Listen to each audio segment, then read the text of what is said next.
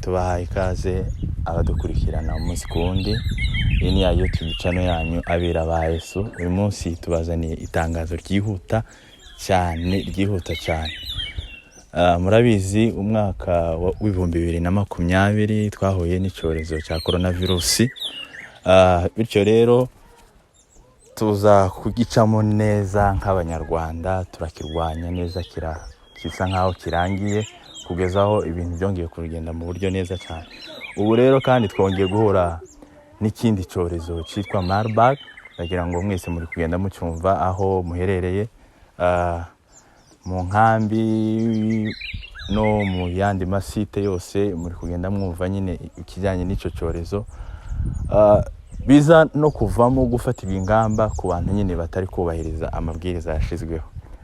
Rero icyorezo uburyo kiri kugenda gifata, kiri gufata biturutse mu matembabuzi y'umuntu ukirwaye, cyane cyane cyahereye ku baganga, cyamaze kugera mu Rwanda deja, hamaze no gupfa abantu barenga 6 n'abandi hafi 30 bakiri mu bitaro bitabwaho. Rero turabasaba nk'abakunzi bacu gukomeza kwirinda icyo cyorezo, mukaraba intoki n'amazi meza, mwirinda ingendo zitateguwe, kandi tunasaba abarezi ku bigo by'amashuri kugerageza kureba umwana niba afite umuriro mwinshi, niba umutwe umurya cyane, mwihutane ku kigo nderabuzima kikwegereye kugira ngo abaganga babizobereye bamukurikirane, babashe kumenya niba koko ikibazo yaba afite ari ico ngicyo cy'icyo cyorezo cya Marburg.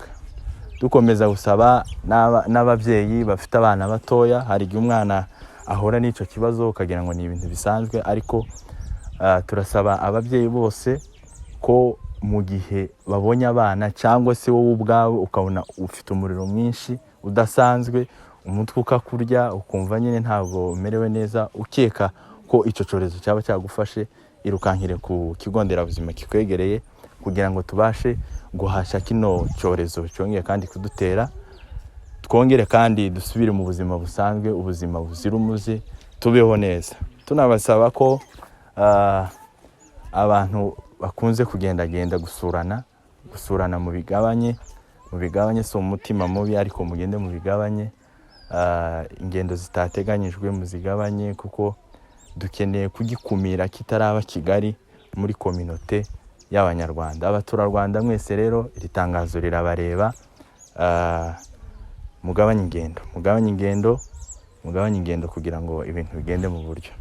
Murakoze. Wowe utarakora subscribe, ikora aho ngaho munsi, dukomeze tubane. Stay tuned. Muraho neza. Mu Rwanda hamaze kugaragara icyorezo cy'indwara y'umuriro mwinshi iterwa na virusi ya Marburg. Turabarura abantu 20 barwaye, ndetse hari na 6 imaze guhitana. Umubare munini w'abayirwaye nawe yahitanye wiganje mu bakora kwa muganga, cyane cyane ahavurirwa indembe. Minisiteri y'Ubuzima, inzego za leta zindi n'abafatanyabikorwa turi gukorana gushakisha abahuye n'aba barwayi ndetse n'abahuye n'abitabye Imana.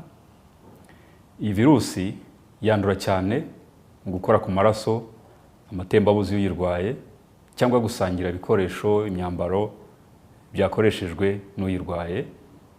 Uwanduye virusi bishobora gufata hagati y'iminsi 3 kugera ku byumweru 3 ataragaragaza ibimenyetso. Ni indwara igira ubukana bwinshi ku buryo wahuye nayo agira ibyago byinshi byo kuba yamuhitana. Cyakora turi gukora ku buryo hapimwa kare abagaragayeho uburwayi bagakurikiranwa kugira ngo twirinde ko hagira abaremba cyangwa hagira abongera guhitanwa nayo. Ibimenyetso biranga iyi ndwara ni umuriro mwinshi, kubabara umutwe, kuruka, gucibwamo n'ibindi. Turi gukora n'imiryango mpuzamahanga dukumira iki cyorezo.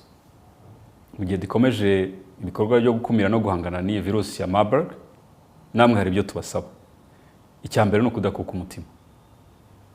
Ikindi, kubahiriza ingamba zo guhangana n'iki cyorezo, cyane cyane kwirinda gusangira ibikoresho n'umuntu ufite ibimenyetso bisa n'ibya Marburg, gukaraba intoki hakoreshwa amazi meza n'isabune, ndetse no gukoresha umuti wagenewe kwica udukoko buzwi nka sanitizer n'ibindi.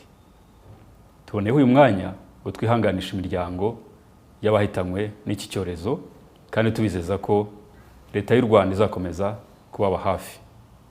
Ubufatanye bwacu nibwo bwatumye dutsinda ibyorezo byabanje, n'iki nacyo twizeye ko tuzagitsinda vuba. Murakoze.